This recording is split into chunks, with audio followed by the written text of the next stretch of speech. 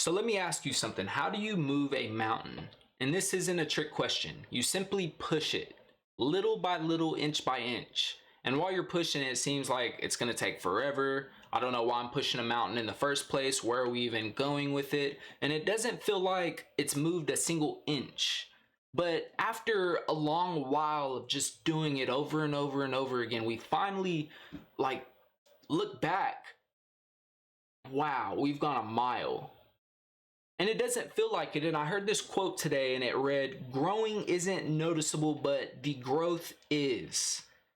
It's in those small things that big things happen. Little by little fills the measure. And then I'm just wowed. Faith needs action. So what is it we believe in? What is it that we want to do? What is it that our goal is? What is our why?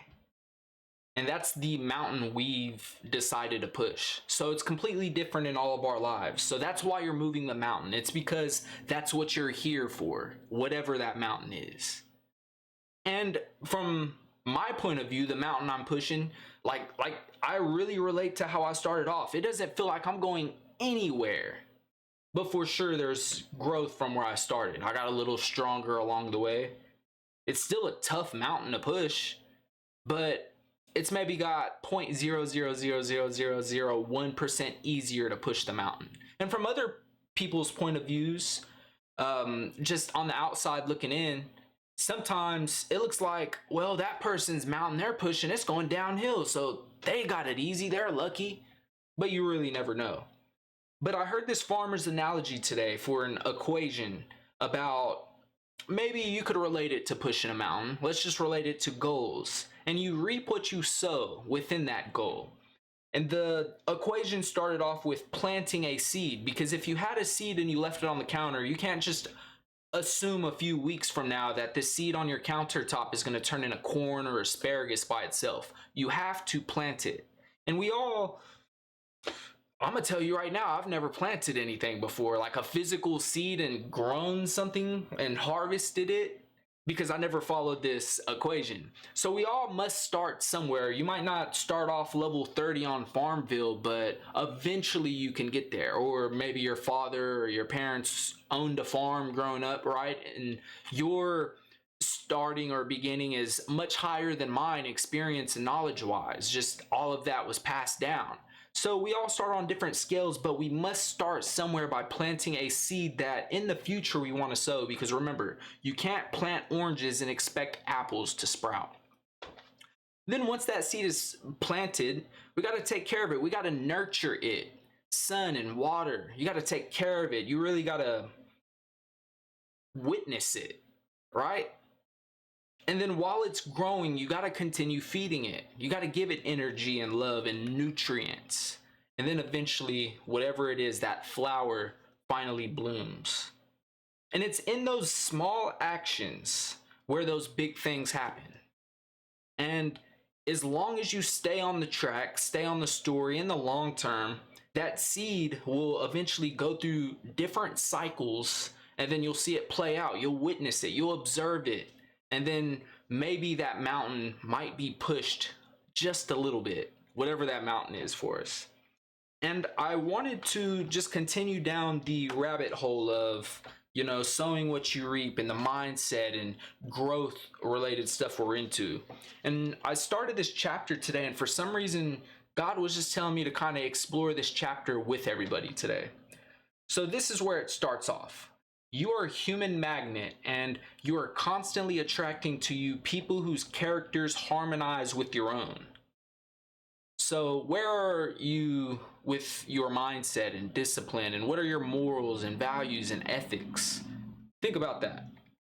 And then this is where the chapter starts. It is a terrible thing even to think of going through life like a prisoner in chains, bound down and owned by somebody else on account of debts. The accumulation of debts is a habit.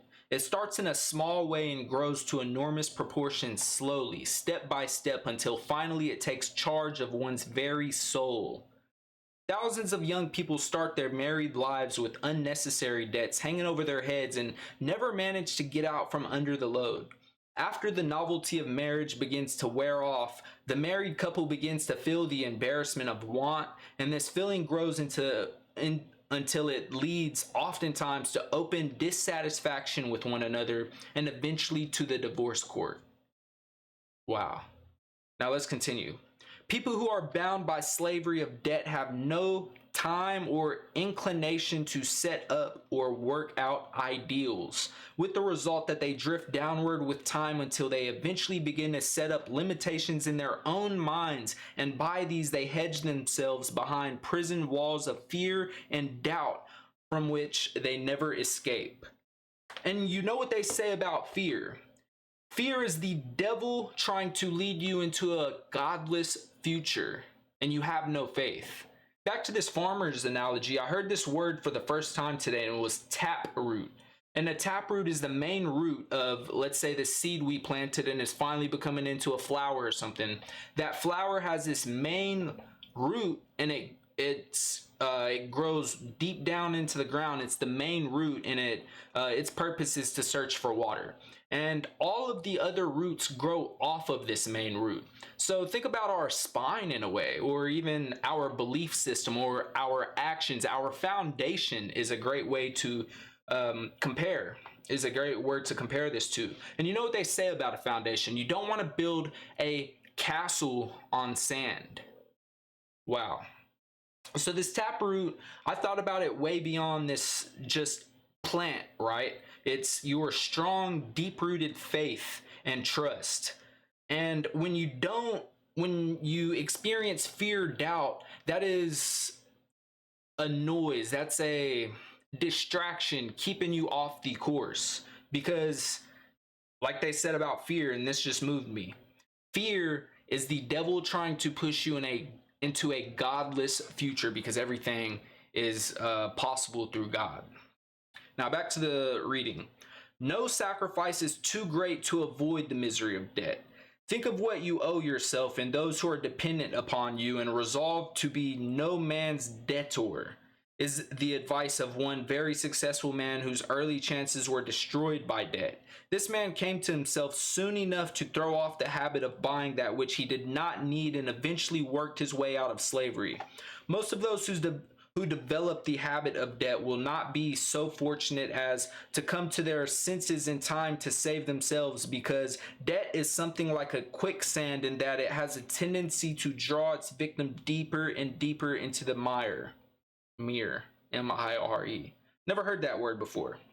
Let's find out what it is real quick. Bear with me. Mire or mire. M-I-R-E. So let's first hear how we said, and it's a stretch of swampy and boggy ground. Or boggy ground. Mire. Okay. The fear of poverty is one of the most destructive of the 6 basic fears described in Lesson 3. And I'm reading the Principles of Self-Mastery by Napoleon Hill. So if you wanted to check out Master 3, there's other fears they mention, in the fear of poverty is one. The person who becomes hopelessly in debt is seized with this poverty fear. His ambition and self-confidence become paralyzed, and they sink gradually into oblivion. There are 2 classes of debts, and these are so different in nature that they deserve to be described as follows. The first one is debts incurred for luxuries that become a dead loss. So like butter, it melts away. You spend a lot of money on butter and it melts. And then there are debts incurred in the course of professional or business trading, which represent service or merchandise that can be converted back into assets. So there's this other side of the scale. So some people say guns and butter is what they say. So you want to buy guns because they could protect your family. You could go hunting with them and feed your family with them. And then butter is just a complete luxury, and it melts away in value. The first class of debts is the one to be avoided. The second class may be indulged in, providing the one incurring the debts uses judgment and does not go beyond the bounds of reasonable limitation. The moment one buys his or her limitations, that person enters the realm of speculation, and speculation swallows more of its victims than it enriches. Practically all people who live beyond their means are tempted to speculate with the hope that they may recoup at a single turn of the wheel of fortune, so to speak, their entire indebtedness. The wheel generally stops at the wrong place, and far from finding themselves out of debt, such people as indulge in speculation are bound more closely as slaves of debt. The fear of poverty breaks down the willpower of its victims, and they then find themselves unable to restore their lost fortunes. And what is still more sad, they lose all ambition to intricate themselves from the slavery of debt. In wartime, millions of men face combat without flinching, knowing that death might overtake them any moment. Those same men, when facing the fear of poverty, often cringe and out of sheer desperation, which paralyzes their reason, sometimes commit suicide. The person who is free of debt may whip poverty and achieve outstanding financial success, but if bound by debt, such achievement is but a remote possibility and never a probability.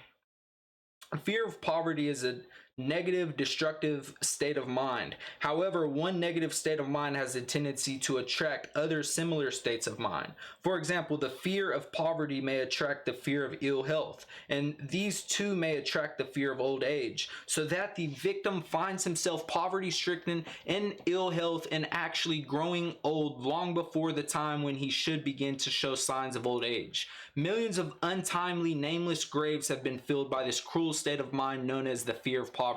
Less than a dozen years ago, a young man held a responsible position with the City National Bank of New York City. Through living beyond his income, he contracted a large amount of debts, which caused him to worry about his destructive habit begin to show up in his work, and he was dismissed from the bank's service. He secured another position at less money, but his creditors embarrassed him so that he decided to resign and go away into another city, where he hoped to escape them until he had accumulated enough money to pay off his indebtedness. Creditors have a way of tracing debtors, so very soon they were close on his heels of this young man, whose employer found out about his indebtedness and dismissed him from his position. He then searched in vain for employment for 2 months. One cold night, he went up top of one of the tall buildings on Broadway and jumped off. Debt has claimed another victim. Wow.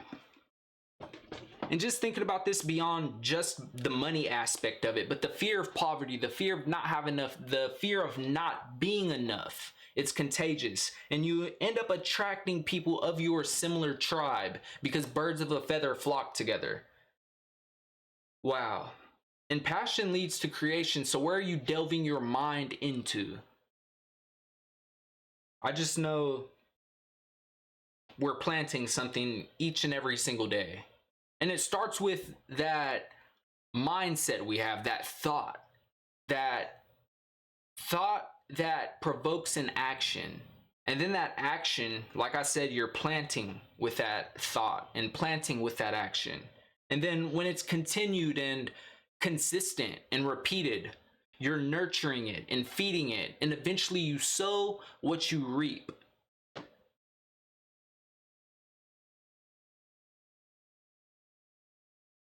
Wow.